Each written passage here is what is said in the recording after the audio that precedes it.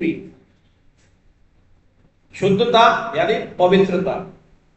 पवित्रता और स्वच्छता में अंतर है। पवित्रता और स्वच्छता में अंग्रेज लोग और पाश्चात्य सभ्यता हमें स्वच्छता सिखाती है, पवित्रता नहीं। तो ये शुद्ध का मतलब पवित्र भूमि। अब पवित्र भूमि कौन सी हो? अगर कहीं पर पहले वहां जहां हम आसन लगा के बैठे हैं और वहां पर पहले कोई मांसाहारी रहता था, उस भूमि पर मांस कटता था या मांस खाया जाता था, तो वो क्या शुद्ध भूमि कहलाएगी? आपने भले ही उसको धो लिया हो, साफ कर लिया हो, स्वच्छ तो हो गई वो, पर पवित्र नहीं हुई। तो पवित्रता और स्वच्छता में ये अंतर।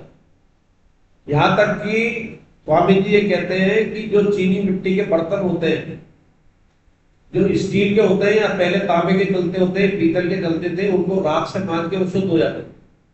लेकिन चीनी मिट्टी के तो नहीं माने जा सकते उससे, और वैसे भी उसमें हड्डियां होती हैं, तो उसको स्वच्छ किया जा सकता है लेकिन वो पवित्र नहीं है। इसलिए अपने कोई भी धार्मिक काम क्या चीनी मिट्टी के होते हैं? कोई हवन वगैरह कराते हैं, कोई संत चीनी मिट्टी के बर्तन लेता है, काय की थाली लेते हैं, तांबे की होगी या चांदी की होगी। चांदी को सबसे ज्यादा स्वच्छ माना गया, उससे नंबर 2 में तांबे को माना जाता है। तो शुद्ध भूमि का अर्थ है कि जो पवित्र भूमि हो।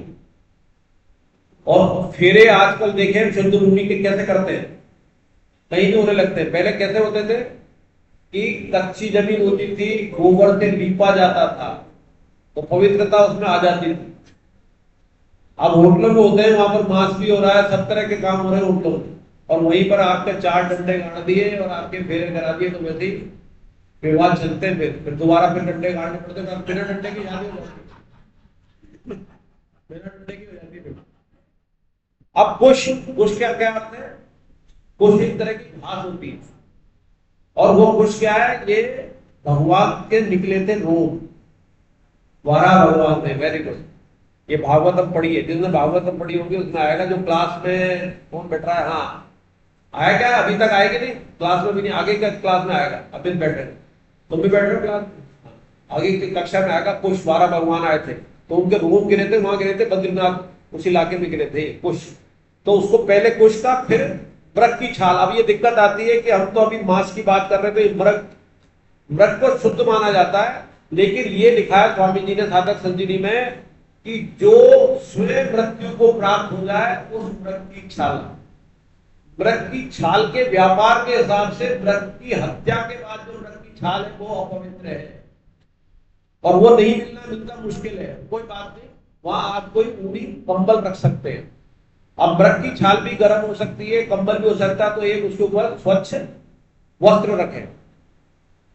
अब उसका आता अत्यंत ऊंचा और नीचा नहीं हो। अत्यंत ऊंचा नीचा होगा तो बैलेंस सही नहीं होगा आपका, और अपने आप को स्थिर रखकर स्थापित करके चित्त इंद्रियों को क्रिया में वश कर। और कैसे बैठे? सीधे बैठे। इसमें लिखा भी है गले अचल धारण करें सीधे, और अग्रभाग को देखें नासिका के। और सब योगों के अंदर आंख बंद की जाती है। दोनों में अंतर आ रहा है। एक में तो विचार शुद्ध किया जाता है, आंख बंद करना बहुत मुश्किल काम है। आप आंख बंद करेंगे, योग करने बैठे, किसी भी काम में बैठे, फट सीधे विचार चालू हो जाएंगे। आंख खुली से फायदा होता है कि जो आप चाह रहे हैं देखेंगे, तो पूरी आंख खुली रख के ध्यान करेंगे गीता के साथ, तो सारी चीज दिखाई देंगी। तो गीता में क्या रखा जाता है कि टिप पर देखें। आंख जब टिप पे देखेंगे तो आपकी अंधबुद्धि सी हो जाएंगी, थोड़ी सी खुली रहेंगी। तो आप केवल टिप पे देखेंगे तो आसपास का दिखाई नहीं देगा। पूरी तरह अगर बंद हो जाएंगे तो एक तो विचार आएंगे, दूसरा निद्रा आ सकती है। और टिप पे देखेंगे तो निद्रा भी नहीं आएगी, विचार भी नहीं आएंगे, और केवल एक एकाग्रता किस पे आ जाएगी? टिप पर। तो ये ध्यान योग गीता का इसलिए सफल है, बहुत आसान है, आप करके देखना, कर सकते हो।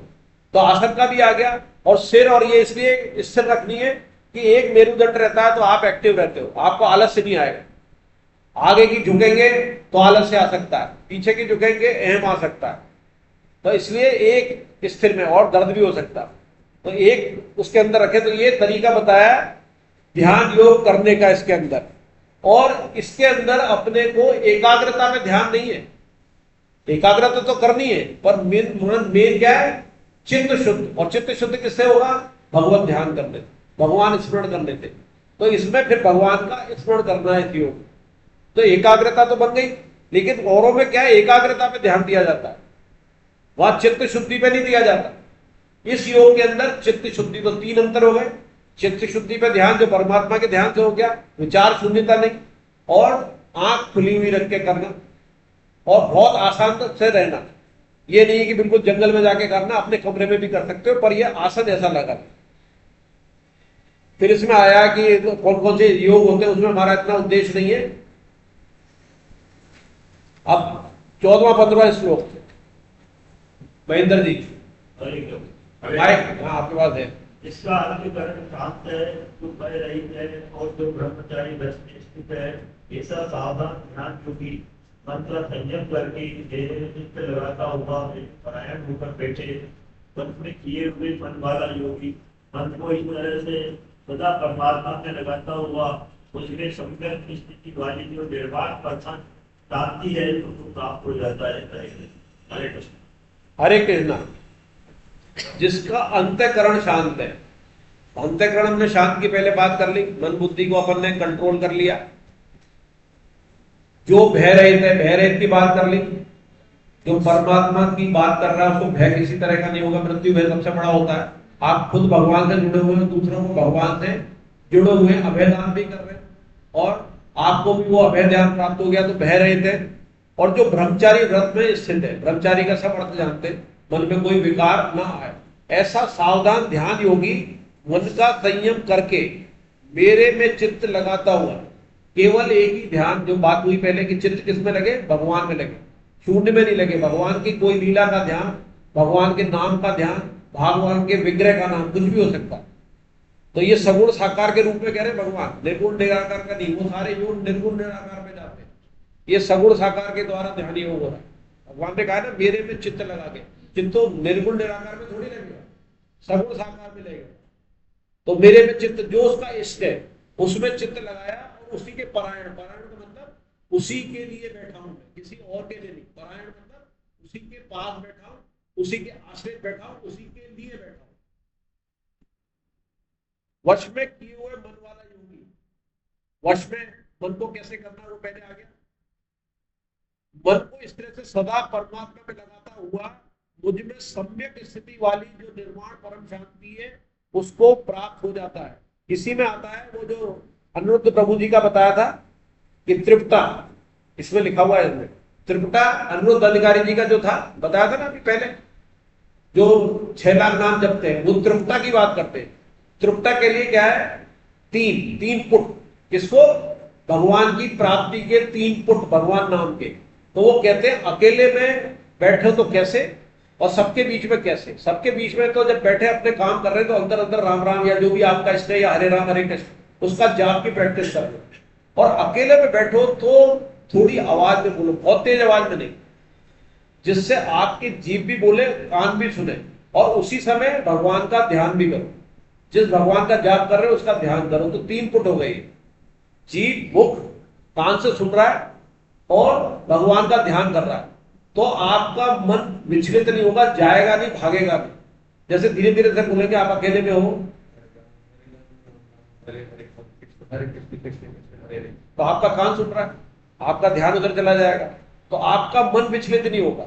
अकेले में बैठ के मन में ही करोगे, गारंटेड है कि मन कुछ देर लगेगा, फिर कुछ नहीं लगेगा। या तो फिर माला का संबल हो, माला हाथ में हो, माला के संबंध में भी कई बार होगा कि माला चल रही है, विचार कुछ और चल रहे हैं।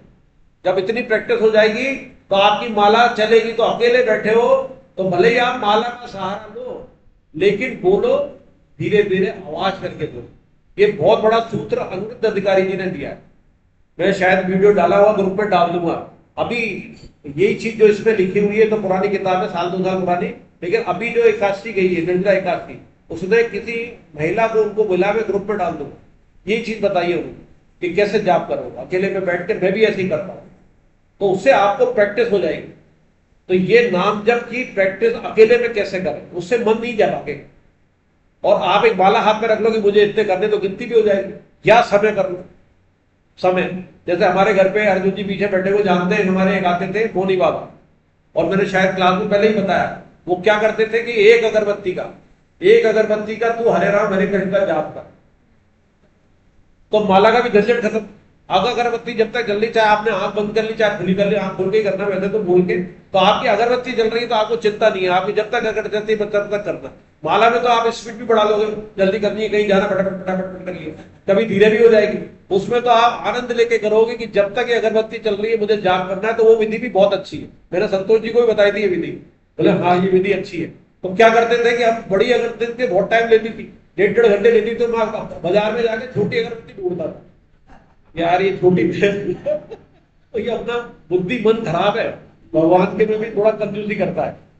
तो मन को इसमें सदा परमात्मा सम्यक स्थिति वाला, सम्यक मतलब एक संभाव वाली स्थिति, सम्यक मतलब भगवान से जुड़ गया, उसको निर्वाण परम शांति की प्राप्ति हो जाती है। तो सात्विक शांति के अपन ने चर्चा की, परम शांति क्या है, जो भगवान से उसका जुड़ाव हो गया, उसे कुछ ध्यान नहीं है, अपना ये भी याद नहीं है कि वो योग में बैठा हुआ है, उसका शरीर है, उसको केवल आनंद आ रहा है भगवान से मिलने में। पहला आनंद तो आया था संसार से संबंध छोड़ने, संसार से आपने संबंध छोड़ा तो आपको वो आनंद आएगा, वो सात्विक आनंद कहलाएगा। लेकिन उस आनंद का भी उपभोग मत करो आप, ये बाहर शरीर ले रहा है लेन दो, मैं तो परमात्मा का हूं, उससे उसको उलांग जाओ, उसको उलांग के परमात्मा में लो, तो परमात्मा का आनंद मिलेगा, उसका दृष्टा बन जाओ, आनंद मिल रहा है ना, हाँ ये आनंद मिल रहा है, ये आनंद मिल रहा है, पर मैं परमात्मा में बैठा हूं। जिस दिन परमात्मा से क्षण का भी लिंक हो गया, वो आत्यंतिक सुख है, वो भूबा सुख कहा जाता है, जो इस योग के द्वारा भी प्राप्त किया जा सकता है। हरे कृष्ण। 16-17वां श्लोक हरे कृष्ण पाल साहब पढ़ेंगे।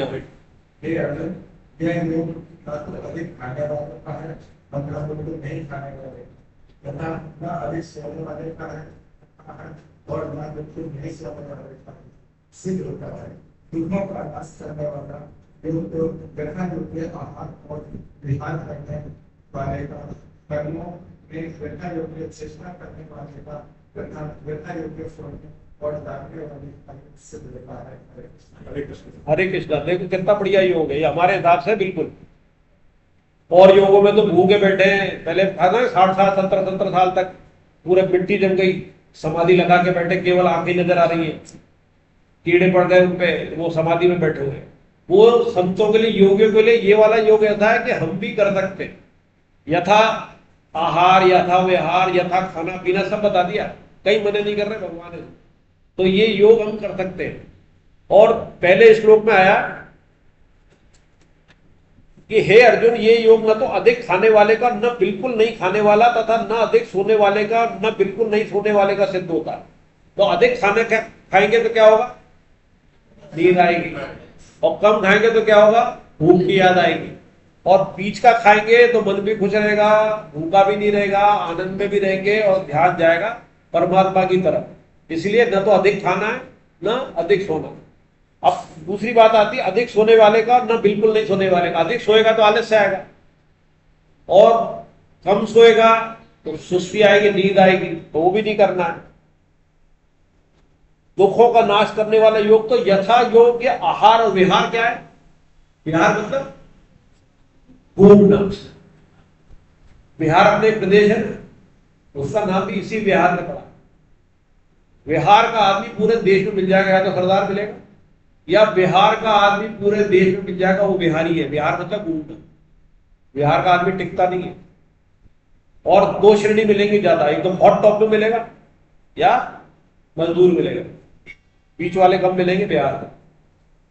तो विहार योग्य आहार, और विहार मतलब जो अपना घूमना फिरना वो भी अपना संतुलित होना चाहिए।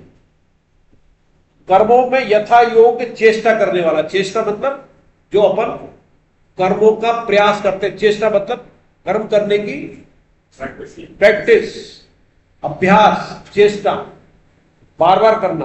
तथा योग्य सोने और जागने वालों को सिद्ध होता है, जो सही सोएंगे करेंगे।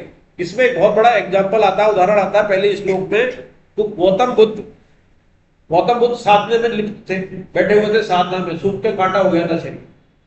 समुद्र, वहां शायद गंगा किनारे या कहीं बैठे हुए थे, नदी किनारे, तो वहां दो महिलाएं निकल रही थी और वीणा बजाती हुई चल रही थी, गाना गाती हुई चल रही थी कि वीणा के तारों को इतना भी मत कस कि टूट ही जाए, और इतना ही ढीला मत छोड़ दे कि कोई आवाज न निकले, इसी से उन्हें बोध की प्राप्ति होगी। गौतम बुद्ध संत कहीं से भी पकड़ लेता है। इसका इस योग के अंदर अर्थ देखो कि बहुत ज्यादा खा लें, बहुत ज्यादा सो लें, तो इतना ज्यादा कस मत और इतना ढीला भी मत छोड़। तो ये सूत्र पकड़ लिया, तो यही अपना आधार है ध्यान योग गीता का, कि न तो वीणा के ज्यादा कसो न ढीला करो। सब भोजन में भी आ गया, विहार में भी आ गया, सोने में भी आ गया। तो ध्यान योग सहित किसी भी योग के लिए आहार विहार यानी घूमना फिरना, चेष्टा, सोना, जागना, पांचों पीना, पांचों चीजें जो है वो यथा योग है। और एक अपने कहावत भी मानी जाती है कि जैसा चाय खाएं अन्न वैसा हो, जैसा पिए पानी और जैसा करे संग वैसा चढ़े रंग। तो ये तीनों चीजें हमें इस गीता में भी सिखाई जाती है। 4 पुरुषार्थों की बात उसमें आई है, वो अपन पहले कर चुके हैं। 4 पुरुषार्थ कौन कौन से? काम मोक्ष। फिर दोबारा कह देता हूं, या कुछ साधक जो लगातार नहीं आते हैं, आपने हाथ खड़ा किया नहीं, वो धर्म अर्थ काम मोक्ष के बारे में बताना चाहते हो क्या? चलो अभी पूछूंगा। धर्म अर्थ काम मोक्ष 4 पुरुषार्थ है, ठीक है, ये आपको पता है। इसमें से प्राग, अब आप पूछो, माइक दो, माइक दो। धर्म अर्थ काम मोक्ष में प्रारब्ध मुख्य किसमें है?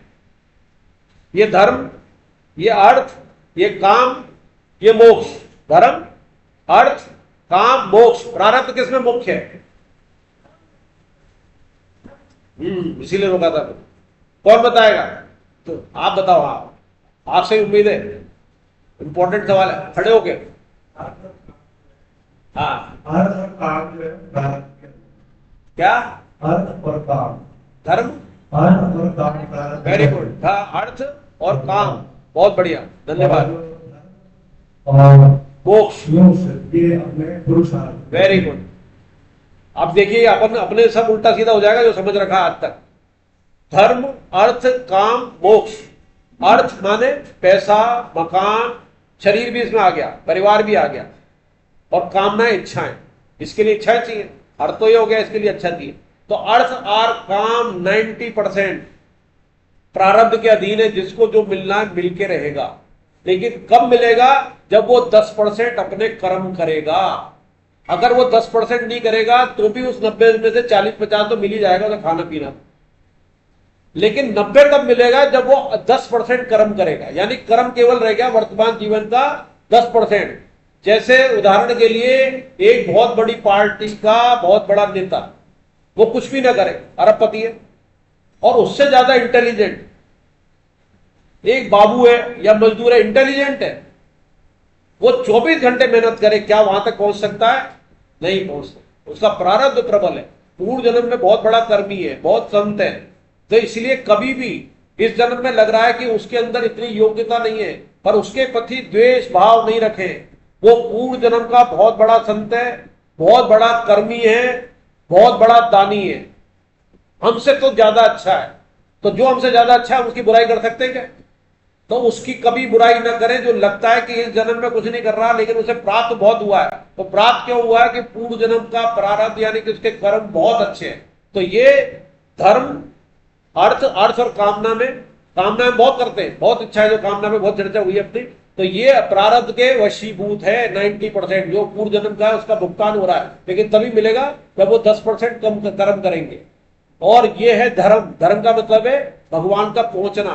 धर्म का दूसरा अर्थ है कि जो आपका कर्तव्य पालन करना है, वो धर्म है। वो 90% पुरुषार्थ है, वो आपको इसी जन्म में करना पड़ेगा। 10% प्रारब्ध है। वो प्रारब्ध हो गया, आपको घर मिल गया, आपको एक करोड़पति का घर मिल गया, एक आपको शराबी का घर मिल गया, एक आपको धार्मिक घर मिल गया जो पूजा पाठ हो रही है। लेकिन उसमें ये 10% ही है, 90% आपको करना है। शराबी के घर भी मिल गया, धनाटी का भी मिल गया। जैसे किसी ने मेरे से पूछा था, शायद घूम रहे थे तब पूछा था कि इसका आप क्या जवाब दोगे कि एक करोड़पति अरबपति के घर के अंदर एक पैदा होता है, वो सब बिजनेस में रहता हुआ भी, लेकिन वो एक साधु संत बन जाता है। उसका जवाब ये, वो आगे योग प्रश्न में भी आएगा, कि वो पूर्व जन्म का बहुत बड़ा संत रहा है, भगवान ने उसको ऐसा घर दिया है कि तेरे को खाने की चिंता नहीं रहती। लेकिन उसके घर में, वो आगे के अध्याय में आएगा, पूर्व जन्म की याद के कारण, प्रारब्ध के कारण पूर्व जन्म की वो उसके अंदर स्फूर्णाएं रहती है। और उसको पूरा माहौल देता है भगवान और वो संत बन जाता है। तो अब धर्म क्या है? 90% पुरुषार्थ है और मोक्ष आपको सारा इसी से करना है। तो करना क्या है? अर्थ जो है वो धर्म के लिए कमाया जाए। जो आप कमाते हो, परिवार नित्य कर्म की मना नहीं हो तो करना है, लेकिन धर्म के लिए उस अर्थ का उपयोग करो। और कामना किससे करो? ये चारों उंगलियां चलेगी। कामना किसी से करो, मोक्ष की करो। तो अर्थ धर्म के लिए, कामना मोक्ष की, और ये दोनों पुरुषार्थ पूरी 100% इस जन्म में कर ले। लेकिन हम क्या करते हैं? गिरिराज जी की परिक्रमा कराने जाएंगे, भागवत की कथा कराएंगे, भागवत सुनने जाएंगे, गीता जी में आएंगे, भगवान की इच्छा होगी तो नहीं। इसमें पुरुषार्थ अपना है, आपको दिया है, आपकी इच्छा होगी। कहा ना, धर्म शास्त्र संत ये सत्संग आपकी कब करेंगे? जब आपके अंदर आत्म खुद चेष्टा होगी, आपके अंदर चेष्टा होगी, आपकी जिज्ञासा होगी, तभी आपकी भगवान भी मदद करेंगे, तभी शास्त्र भी करेंगे, तभी संत भी करेंगे, तभी सत्संग भी करेंगे। तो इसके अंदर खुद का पुरुषार्थ पहले है, इसमें धर्म और मोक्ष में।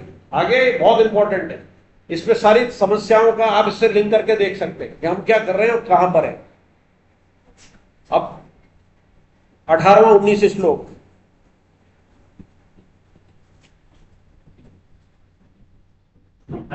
हरे कृष्ण। धन्यवाद लगातार दूसरी क्लास के लिए। वश में किया हुआ जिस काल में अपने स्वरूप में ही स्थित हो जाता है और स्वयं संपूर्ण पदार्थों से निष्प्रह हो जाता है, उस काल में वह योगी ऐसा कहा जाता है जैसे स्पंदन रहित वायु के स्थान में स्थित दीपक की लौ चेष्टा रहित हो जाती है। योग का अभ्यास करते हुए वश में किए हुए चित्त वाले योगी के चित्त की वैसे ही उपमा कही। हरे कृष्ण। हरे कृष्णा। अब इस समय जब ध्यान में हम चले जाते हैं तो इसमें श्लोक में 2 में बता रहे हैं कि चित्त की स्थिति कैसी हो जाती है हमारी। ये ध्यान योग का बता दिया कैसे करना है, कैसे आसन पे बैठना है, कैसे उस समय हमारा मन लगे, क्या करना है। लेकिन उसकी चित्त की स्थिति कैसी हो जाती है, ये 2 श्लोकों में। वश में किया हुआ चित्त जिस काल में अपने स्वरूप में ही स्थित होता है। स्वरूप का मतलब अपने आप में, स्वरूप का मतलब अपने आप, मतलब आत्मा, शरीर मन बुद्धि इनसे अपने आप को अलग मान के बैठा हुआ, जो पहले श्लोक में आ गई ना कि उनका दृष्टा हो जाता है, और स्वयं संपूर्ण पदार्थों से निष्प्रय हो जाता है। निष्प्रय का मतलब उसकी इच्छा नहीं होती, उसकी सूक्ष्म इच्छा भी खत्म हो जाती है। निष्प्रा मतलब इच्छा, निष्प्रा हो जाता है। उस काल में ये योगी है, ऐसी स्थिति में वो योगी होता है। ऐसा कहा जाता है जैसे स्पंदन रहित वायु के स्थान में स्थित दीपक की लौ चेष्टा रहित हो जाती है। योग का अभ्यास करते हुए वश में किए हुए चित्त वाले योगी के चित्त की वैसी उपमा दी गई है। तो अपने स्वरूप में स्थिति समझ में आ गई, संपूर्ण पदार्थों से निष्प्रय हो जाता है।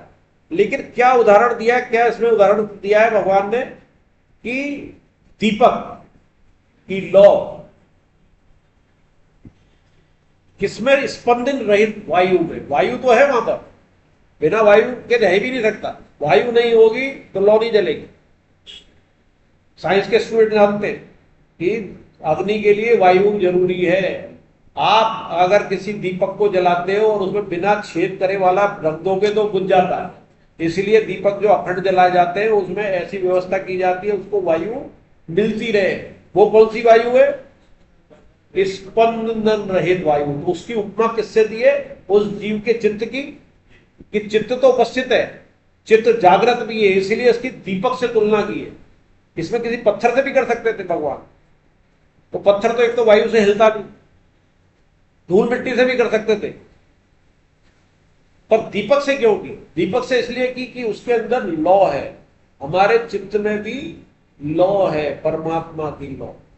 तो वो चित्त दीपक के लौ की तरह स्पंदन रहित वायु में हो जाता है। स्पंदन रहित मतलब कि आपके संसार में तो है, आप संसार में तो बैठे हो, लेकिन उसका स्पंदन नहीं है। स्पंदन मतलब उसका मन में चिंतन नहीं है। ये इसमें उपमा दी हुई है दीपक की लौ से। तो संसार में रहते हुए, संसार के शून्य में मतलब बिना वायु के हम नहीं रह सकते। जैसे अग्नि नहीं रह सकती, तो हम बिना संसार के नहीं रह सकते, मतलब हम उस लायक नहीं है। जो संसार छोड़ के भागना चाहते हैं अर्जुन को कह रहे तो इसी में रहे, पर स्पंदन रहित वायु में इसको मान के कि ये संसार तेरे को स्पंदन नहीं दे सकता, स्पंदन मतलब हिला नहीं सकता लौ को, इसलिए इसमें दीपक की उस उपमा दी हुई है। इसमें एकाग्र स्थिति का वर्णन किया गया है, इसका एक नाम दिया है भगवान ने, सप्रज्ञात समाधि, और इसके आगे आएगा एक असंप्रज्ञात समाधि भी आएगा जो आगे के श्लोक में आएगा। 20-21 पढ़े।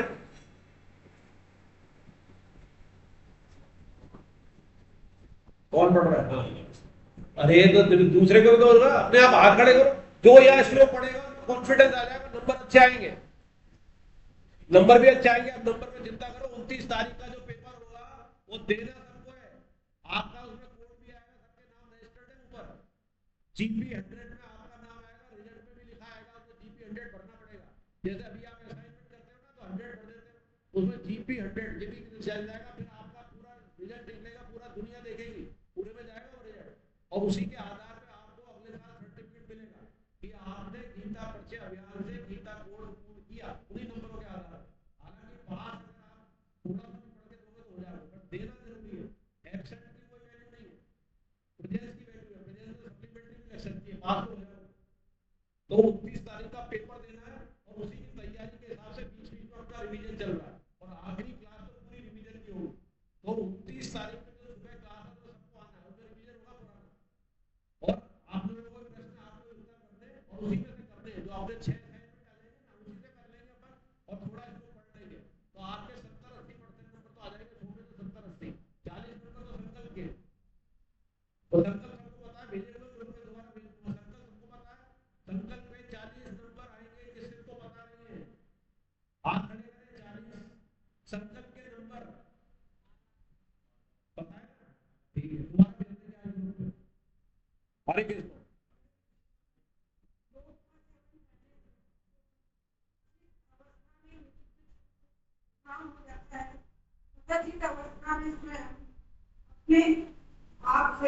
अपने आप को देखता हुआ अपने आप में ही संतुष्ट हो जाता है, जो सुख आंतरिक इंद्रिय तथा बुद्धि ग्राह्य है, उस सुख का जिस अवस्था में अनुभव करता है और जिस सुख में स्थित हुआ, यह ध्यान योगी तत्व से कभी भी विचलित नहीं होता। हरे कृष्ण। हरे कृष्णा। इसमें वो जो सुख की पहले चर्चा की हुई है, सात्विक सुख और आत्यंतिक सुख कैसे प्राप्त हो उसकी चर्चा आ रही है। योग का सेवन करने से जिस अवस्था में निरुद्ध चित्त उपराम हो जाता है, निरुद्ध मतलब उसके मन में कोई तरह की बात नहीं आ रही है, और उस चित्त से हमने अपना संबंध विच्छेद कर लिया है, चित्त तो निरुद्ध हो गया, उसमें कोई बात नहीं आ रही जो पिछले श्लोक में आया था, और उससे भी हम वो उपराम हो गए। उपराम मतलब वो अलग है और हम अलग है। हम मतलब स्वयं, मतलब आत्मा जो स्वयं, वो उससे अलग है। तो निरुद्ध चित्त हुआ पहले, उसमें कोई तरह की बात नहीं आई, और उससे भी हम अलग हो गए। इस स्थिति को क्या है? निरुद्ध। और मन का दूसरा नाम है अनिरुद्ध। अनिरुद्ध मतलब चंचल, और उसको जितनी उसकी चंचलता जीरो कर दी हमने, वो हो गया निरुद्ध। तो मन तो है अनिरुद्ध, और हम निरुद्ध अवस्था की प्राप्ति में हो जाए तो उसमें एक जो सुख मिलता है वो क्या सुख है? भाई सुख, सात्विक सुख। और वही सुख जिसको भूमा सुख कहा जाता है, आत्यांतिक सुख भी कहते हैं, दूसरे की मैं लाइन पढ़ रहा हूं, असीम सुख भी कहते हैं, आत्यांतिक सुख भी कहते हैं, बुद्धि ग्रहण सुख भी कहते हैं, भूमा सुख भी कहते हैं। आत्यंतिक सुख को ही अखंड आनंद, परम आनंद या भूमा सुख कहते हैं। इसके लिए 3 विशेषण दिए हैं। आत्यंतिक सुख यानी कि असीम सुख, असीम मतलब उसके बाद कोई दूसरा नहीं है, कोई सीमा नहीं है। यह सुख सात्विक, राजस, तामक सुख से विलक्षण अर्थात गुणातीत है। और सारे सुख सत्व गुण तक गुण वाले हैं। सात्विक गुण जो भी पहले चर्चा में आया वो भी गुणों के अंदर आता है, ये गुणों से ऊपर है। और गुण क्या है? प्रकृति के हिस्से जिसमें हमें तुम रहना ही पड़ता है, रजो तमो सतो गुण के अंदर। लेकिन गुणों से ऊपर, गुणात्मक से ऊपर है ये सात्विक सुख। वो किसको महसूस होता है? जब हमारा स्वयं का संबंध परमात्मा से, स्वयं का अर्थ हमारा आत्मा से। और वो कब होता है? कि वो जो चित्त जो पहले ही हमने उसको शांत कर दिया है, चित्त में कोई विकार नहीं आ रहा है, उसके जो सात्विक सुख ले रहा था उससे भी हमने उसको अलग कर लिया। सात्विक सुख कैसे आया? संसार से संबंध विच्छेद करते। संबंध विच्छेद किया हमने, किसने किया? मन बुद्धि अहंकार ने, जो सूक्ष्म शरीर था। कारण शरीर समाधि में होता है, समाधि का भी सुख का उपभोग नहीं होता। कारण शरीर में समाधि का भी भोग होता है। कारण शरीर जो स्वयं होता है, कारण शरीर में कौन था? हमारा स्वभाव और संस्कार, वो समाधि की स्थिति है। समाधि उसी में ली जाती है। सूक्ष्म और ये मन बुद्धि अहंकार यानी कि सूक्ष्म शरीर से क्या होता है? हम संसार से अलग होते हैं, शांत करके उसको अलग हुआ। समाधि में भी अलग हुआ जा सकता है। समाधि का वो उपभोग नहीं करता था, समाधि का भी उपभोग नहीं करता, या समाधि को दूसरों के हित के लिए करता है कि मेरी समाधि का जो फल प्राप्त हो वो दूसरों के हित में हो, तो फिर उसको आत्मिक सुख मिल जाएगा। बुद्धि ग्रहण यानी कि आत्मिक बुद्धि ग्रह यानी बुद्धि ग्रहण करती है, हालांकि बुद्धि क्या है? जड़ है, और जड़ भी इस सुख को ग्रहण कर रही है। तो ये बात समझ में नहीं आती है। बात कर रहे हैं चेतन, और चेतन मतलब कौन? आत्मा और परमात्मा। चेतन कौन? आत्मा और परमात्मा। और बुद्धि कौन है? जड़ है। एक तरफ तो कहा जा सकता है जड़ से परमात्मा प्राप्ति नहीं हो सकता, मन बुद्धि से परमात्मा प्राप्त नहीं हो सकता, मन बुद्धि को अलग करते परमात्मा मिल जाता। लेकिन बुद्धि ग्राम क्यों होता है? कहा गया बुद्धि ग्राम इसलिए किया गया है कि बुद्धि में प्रतिबंध होता है कि मतलब हम उस आध्यात्मिक सुख को ले रहे हैं तो कहीं तो अनुभव करेंगे, तो बुद्धि में उसको प्रतिबिंबित होता रहा। वो कह रहा है वो परमात्मा का स्वयं से जुड़ने से हो रहा है, लेकिन प्रतिबिंबित हो रहा है किसमें? बुद्धि में। बुद्धि उसको बुद्धि में दिखाई दे रहा है, बुद्धि उसको ग्रहण नहीं कर रही है। जैसे सूर्य का प्रतिबिंब नजर आ रहा है पानी में, तो ऐसे ही उसका बुद्धि के अंदर प्रतिबिंब आ रहा है नजर, इसलिए इसको बुद्धि ग्राम इसका शब्द आया। इस पर बहुत चर्चा होती है कि बुद्धि ग्राम क्यों किया गया। आध्यात्मिक सुख, भूमा सुख, ये जो बात तो समझ में आ गई। अत्यंद्रिय सुख, अन्य इंद्रियों से ऊपर सुख, वहां तक तो समझ में आती है। पर बुद्धि ग्राम मतलब बुद्धि भी ग्रहण कर रही है, तो बुद्धि ग्रहण नहीं कर रही, उसको उसमें नजर आ रहा है प्रतिबिंबित, जिसको हम अनुभव कर रहे हैं।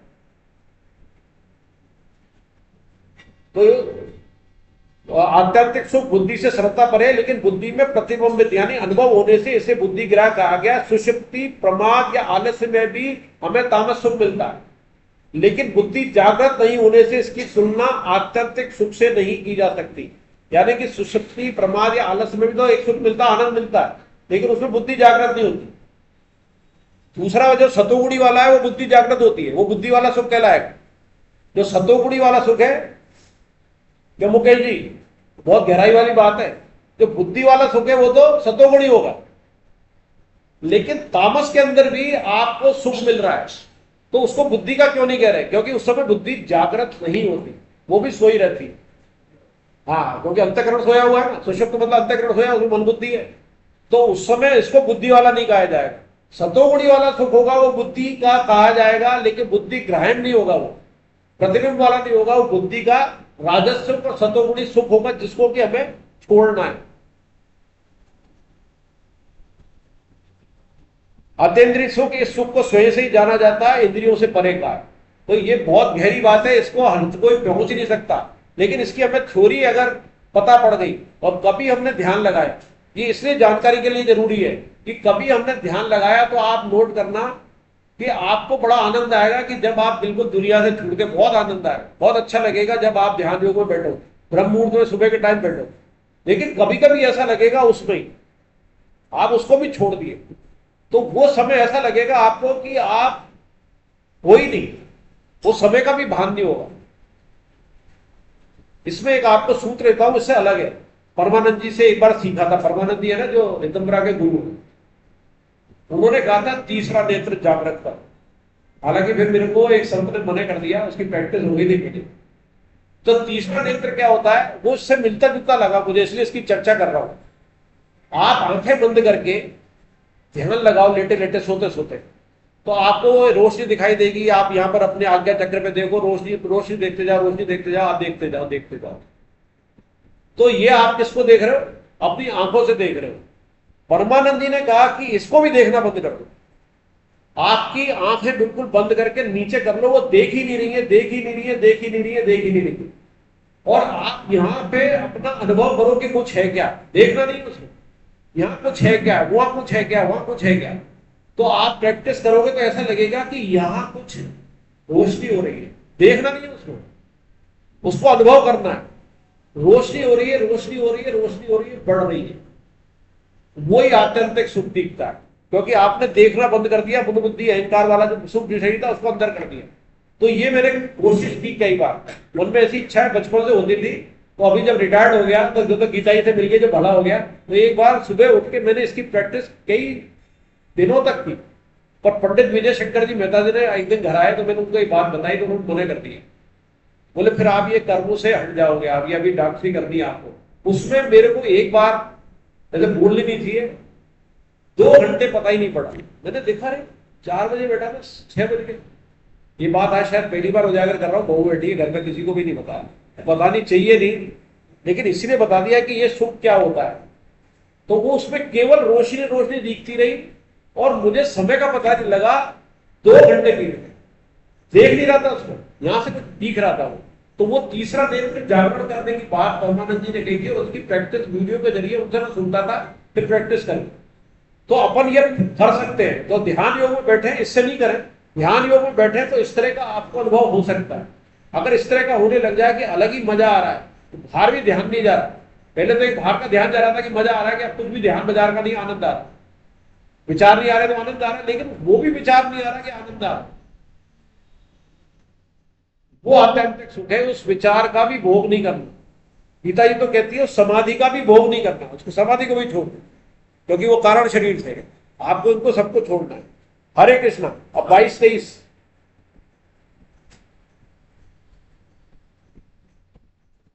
उन पढ़ेंगे। अरे खड़े हो गए, प्रैक्टिस करो तो यार, क्या बात कर रहे हो?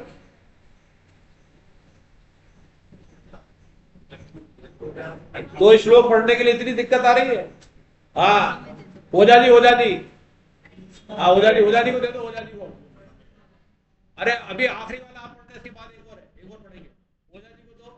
और जो क्लास में बहुत कम बीच में आता है वो श्लोक पहले पढ़े, जो लगातार आते हैं वो सबसे बाद में पढ़े, जो कभी कभी आते हैं ओझा जी के भी पॉइंट उसी में, ये एक दिन में 10-20-50 पॉइंट ज्यादा ले जाते हैं।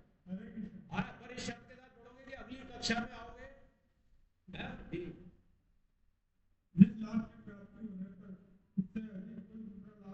इसके मानने से भी नहीं आता हुआ, जिसमें बड़े भारी से भी विचलित नहीं किया जा सकता, जिसमें रूपों के संयोग का ही योग है, को योग नाम से जानना चाहिए। वह योग भी ध्यान योग का लक्ष्य है। उस ध्यान योग का अभ्यास न उत्साह से निश्चय पूर्वक करना चाहिए। हरे कृष्णा, ये बहुत इंपॉर्टेंट श्लोक है और इस पर सवाल भी आता है और ये जीवन में भी बहुत उपयोगी है। इसकी बातें थोड़ी बहुत अपन कर चुके हैं। इससे पहले संबंध में क्या बात कर रहे हैं स्वामी जी? अपनी अपनी चेतना के अनुसार साधक तामस राजस सुख में ही उलझा रहता है। अपनी अपनी चेतना अपनी सामर्थ्य के हिसाब से तामस और राजस, देखो सात्विक नहीं कहा है भगवान, स्वामी जी ने भी सात्विक नहीं कहा, तामस राजस में ही उलझा रहता है, उसी में उलझे रहते हैं। इनसे ऊंचा सात्विक सुख अतः संभव है कि सात्विक सुख में ही अपनी साधना को पूर्ण मान लिया जाए, क्योंकि इन तीनों सुखों से सर्वथा भिन्न गुणातीत सुख की कल्पना करना भी असंभव है। इसलिए भगवान श्री कृष्ण आत्यंतिक सुख के अनुभव का वर्णन कर रहे हैं। आत्यंतिक सुख की प्राप्ति ही ध्यान योगी का लक्ष्य है, यानी कि ऊंचा सात्विक सुख है वो संभव है और उसी को अपनी पूर्ण साधना मान लिया जाए। पर पूर्ण साधना नहीं मानेगा साधक, वो आत्यंतिक सुख पे ले जाना चाह रहे हैं भगवान। वो क्या कह रहे हैं कि जिस लाभ की प्राप्ति होने पर उससे अधिक कोई दूसरा लाभ जिसके मानने में नहीं आता और उसमें स्थित होने पर वे बड़े भारी दुख से भी विचलित नहीं किया जा सकता। जिसमें दुखों के संयोग का ही वियोग है उसी को योग नाम से जानना चाहिए। वे योग जिस ध्यान योग का लक्ष्य है उस ध्यान योग का अभ्यास न उकताए हुए चित्त से निश्चय पूर्वक करना चाहिए। तो इसमें भगवान ने कहा है कि ध्यान योग से ये संभव है, लेकिन बिना उकताए। बिना उकताए मतलब बोझिल हो जाएगा, अरे पसंद नहीं आ रहा मुझे, तो मिल ही नहीं रहा। जैसे वो संत की बात आई ना, 60 में वर्ष निकाल दिया, उगता गए वो 60 साल के बाद, तो हम उगता ही नहीं अगर इस मार्ग पे चल रहे हैं। हालांकि ये अपने लिए जरूरी नहीं है, अपने लिए तो कर्म योग की बात है। ध्यान योग पे अगर जो चलना चाहे उनके लिए है कि बिना उगताए हुए अभ्यास से करेगा तो ये निश्चित कर लेना चाहिए, करना चाहिए उसको। और जिस लाभ की प्राप्ति, किस लाभ की बात कर रही है? आत्यंतिक सुख। जिसको वो सुख मिल जाएगा तो उसके बाद दूसरे लाभ की उसे कोई मानने में भी नहीं आता। मानने में मतलब उसको इच्छा ही नहीं करती। मतलब उसे इतना आनंद मिल गया परमात्मा स्वरूप में जाने पर, जो उसको आनंद मिल रहा है, वो संयोग वाले जो सुख है जो आगे आ रहा है, संयोग वियोग वाले सुख है, उसको भी जो आनंद नहीं मिलता है, उसमें स्थित होने पर वे बड़े भारी दुख से भी विचलित नहीं किया जा सकता। हम दुखी क्यों होते हैं? दुखी क्यों होते हैं?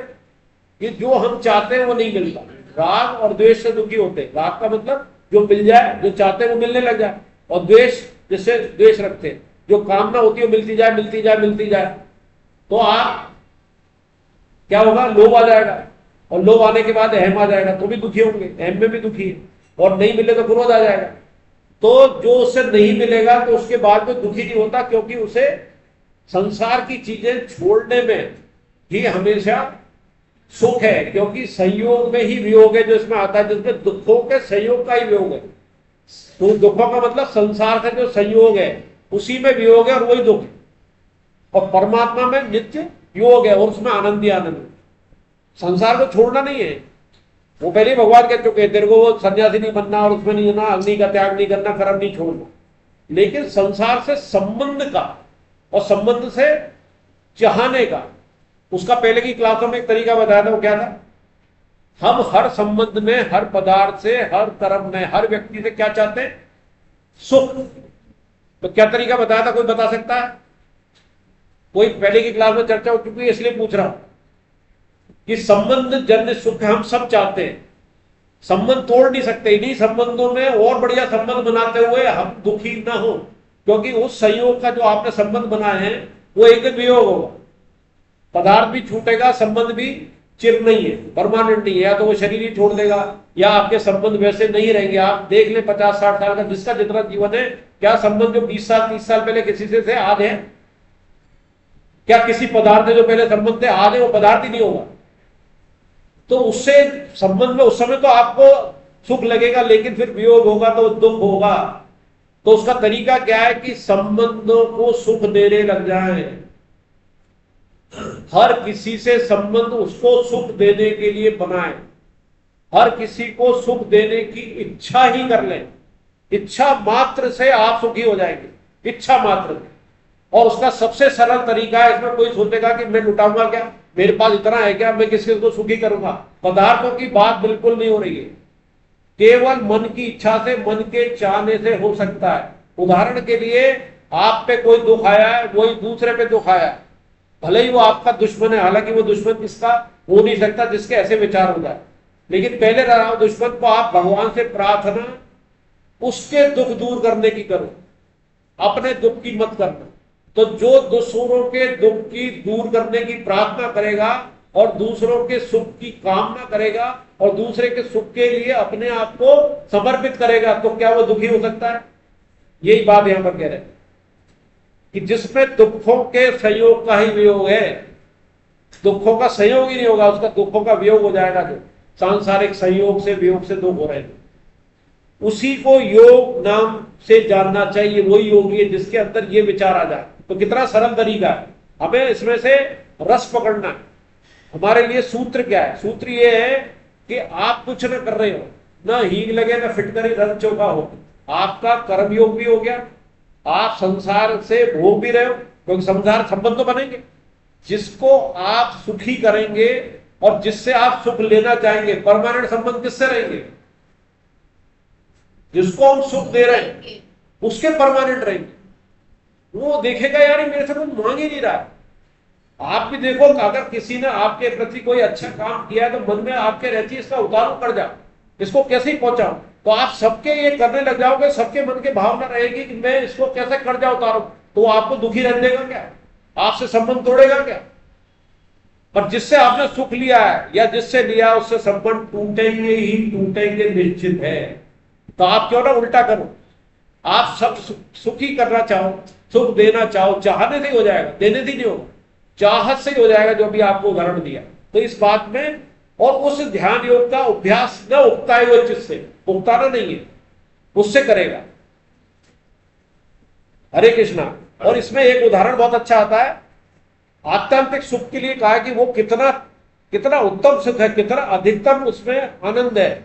याज्ञवल्क्य जी का नाम सुना होगा, एक बहुत बड़े ऋषि हुए, भारद्वाज और याज्ञवल्क्य जी की कहानी आती है। और याज्ञवल्क्य जी ने शायद भारद्वाज जी को कथा सुनाई थी, या भारद्वाज जी ने सुनाई थी, भारद्वाज जी को सुनाई थी।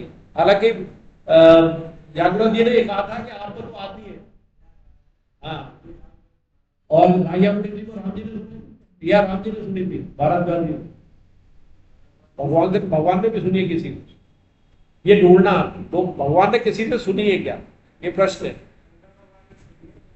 किससे है? आप कुंभक जी से, आप कुंभक जी, अगस्त जी का दूसरा नाम कुंभक जी था, आप उनसे सुनिए, ठीक है।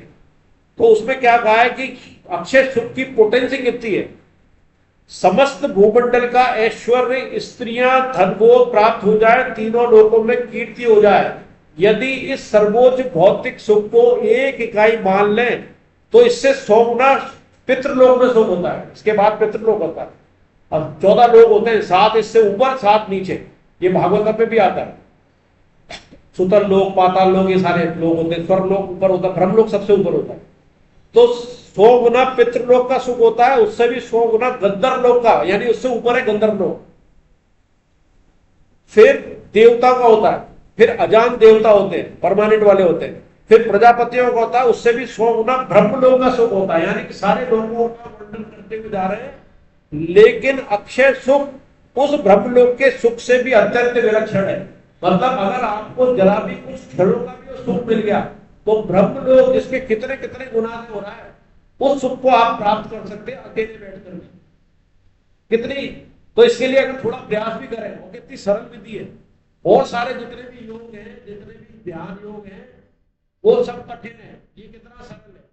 आंख भी खुली रखो, घर के अंदर कर सकते हो, आसन भी सिंपल वाला है, कोई सा आसन नहीं है, पद्मासन के नहीं कह रहे हैं, सुखासन में बैठ सकते। हरे कृष्णा। अब 24 ही पढ़ लें, एक लास्ट कर लेते हैं, 24 श्लोक एक।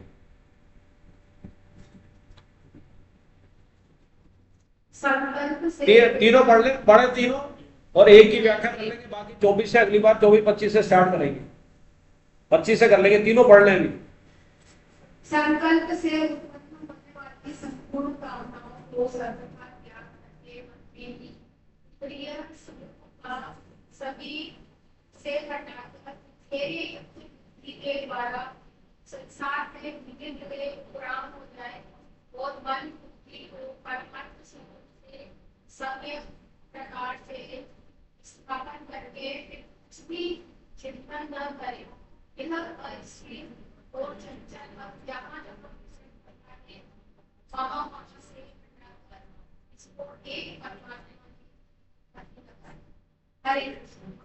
हरे कृष्णा। इसलिए आगे के 2 श्लोक लगे, पहला ले लेते क्योंकि बहुत गंभीर है आगे वाला। चुप साधन, इसको पढ़ के आए सब, ये भी उसी तरह का चुप साधन, मतलब जैसे भी अंदर की बात करेगा पर केवल परमात्मा से मिलन हो जाए, तो चुप साधन का भी इसमें आगे है। वो दूसरे ये 24, 25वां 26वां पढ़ के आए पहले से। वैसे तो सबको पहले से ही पढ़ के आना चाहिए, बाद में पढ़ना चाहिए। तो इसमें भगवान कह रहे हैं संबंध ऊपर अपने स्वरूप के ध्यान से जिस योग की प्राप्ति होती है, उसी योग की प्राप्ति निर्गुण निराकार के ध्यान से भी हो सकती है। इसलिए अगले श्लोक से निर्गुण निराकार के ध्यान का प्रकरण आरंभ करते हैं। इसके लिए इंद्रिय निग्रह एवं संपूर्ण कामनाओं के त्याग हेतु मन को वश में करने के लिए अभ्यास का स्वरूप बताते हैं। तो अभी तक तो अपन ने सगुण साकार की ध्यान योग के था, ध्यान योग में अपन सगुण साकार का ध्यान कर रहे थे, भगवान का ध्यान कर रहे थे। लेकिन इसमें अगले श्लोक से, ये भी 3 श्लोकों में निर्गुण निराकार, ये कठिन है, तो इसलिए पहले सरल भगवान ने पहले लिया है। निर्गुण निराकार के ध्यान से भी उसमें क्या है, संकल्प से उत्पन्न होने वाली संपूर्ण कामनाओं का सर्वथा त्याग करके। संकल्प का भी शुरुआत में क्लास में बताया था, कोई उत्तर देगा संकल्प का अर्थ क्या है? संकल्प अभी क्लास की शुरुआत में बताया था, संकल्प हमारे पैदा होते हैं, कोई भी इच्छा मन में आती है तो ये करूं या न करूं, इसको संकल्प और विकल्प, करूं तो वो संकल्प पैदा होता है। और इच्छा पहले आई, संकल्प विकल्प आए, आपने संकल्प कर लिया तो कामना का श्री गणेश हो गया। कामना से पहले संकल्प आएगा, संकल्प से पहले विचार आएंगे, और कौन से आएंगे? दो आएंगे, द्वंद्व में आएंगे, जिसको कुछ पूर्व जन्म वाले भी आ सकते हैं, कुछ इस जन्म के वाले जो अपन जिस परिवेश में रहते हैं उसके भी आ सकते हैं। तो उसमें से अगर आपने संकल्प कामना का किया, अपने लिए किया, सकाम किया, तो आपकी वो कामनाओं की शुरुआत हो जाएगी। तो संकल्प से उत्पन्न, उसी संकल्प की बात कर रहे हैं। अगर वो संकल्प परमात्मा प्राप्ति के लिए, निष्काम सेवा के लिए, तो वो संकल्प नहीं कहलाएगा। संकल्प से उत्पन्न होने वाली संपूर्ण कामना का सर्वथा त्याग करके, तो संकल्प ही न करें, उससे के बाद जो कामना आ रही है तो संकल्प का त्याग हो गया, तो अपने आप कामनाओं का त्याग हो जाएगा। समझ गए गालो जी? संकल्प, आपकी नींद आ रही थी इसलिए पूछा है। संकल्प का त्याग से मतलब क्या है? संकल्प मतलब जो आपके मन में कामना आ रही है उसका पहले से ही आएगा, करूं या न करूं, संकल्प विकल्प पैदा होंगे। उससे पहले क्या विचार आएंगे, और विचार में वो स्फूर्णाएं भी आएंगी कि मन में बार बार उनको चल रहा है। स्फूर्णा मतलब स्फुटित होना, वो पूर्व जन्म की भी हो सकती है, इस जन्म की कामनाएं भी हो सकती है। तो उसमें से कोई पकड़ नहीं ले। संकल्प मतलब पकड़ लिया, मैंने निश्चय कर लिया मैं करूंगा। विकल्प मतलब दूसरा ढूंढ। संकल्प मतलब आपने पकड़ लिया तो करोगे। तो वो संकल्पों से उत्पन्न, अब संकल्प करोगे तो उत्पन्न होने वाली संपूर्ण कामनाओं का सर्वथा त्याग करके, तो आप उसकी कामनाओं का त्याग करो, उससे पहले संकल्प ही मत आने दो। और मन से इंद्रिय समूह को सभी ओर से हटाकर धैर्य युक्त बुद्धि के द्वारा संसार से धीरे धीरे उपराम हो जाए। संसार से धीरे धीरे उपराम हो जाए निर्गुण निराकार की। अब इसकी चर्चा अगली बार करेंगे 25वें श्लोक से। हरे कृष्ण। और उसकी तैयारी चालू करें, इसकी एग्जाम की। जिनने पहले दूसरी क्लास, तीसरी, चौथी इन्हीं का अटेंड करिए, उसको पढ़ लें। और कोई समस्या आए तो आखिरी जो क्लास होगी 29 तारीख की, मतलब इस छठे अध्याय की जो आखिरी क्लास होगी 29 तारीख होगी, वो 29 की शाम को 7 बजे एग्जाम होगा। तो 29 को अपन रिवीजन करेंगे, और उसमें जो भी पुरानी पहली से लेकर अभी तक की आपकी शंकाएं, उसकी सामूहिक चर्चा करेंगे। जरूरी नहीं मैं उत्तर दूं, जरूरी नहीं है कि हर चीज का उत्तर यहां मिल जाए, जरूरी नहीं है कि सब मुझे ज्ञाता हो। या केवल व्यवस्था के लिए आचार बनाया हुआ है, सभी साधक है।